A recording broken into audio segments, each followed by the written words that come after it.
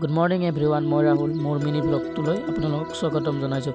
আজি মানে আমি ধান কাটিব আহিছোঁ আৰু কোনো কাচি দি নহয়, কাচি দি ধান নাকাটো মানে এইখন যে দেখিছে এইখনে দি ধান কাটিব আহিছোঁ। মই আছোঁ ইফালে আৰু মোৰ ইফালে দাদাও আহিছে, দাদা আৰু মই আহিছোঁ আৰু এইটো ড্ৰাইভাৰজন আহিছে। কেনেকুৱা টেকন'লজি ওলাই দিছে, এইয়া ট্ৰেক্টৰেদি ধান কাটিম মানে কেনেকুৱাকৈ ধান কাটে আপোনালোকক দেখাম। আৰু ইফালে খুৰীহঁতে কাচি দি ধান কাটি আছে, হ'লেও আমি কাচি দি নাকাটোঁ, এইটো নতুন টেকন'লজি দি ধান কাটিম। কেনেকুৱা পাই চাব আপোনালোকেও ধান।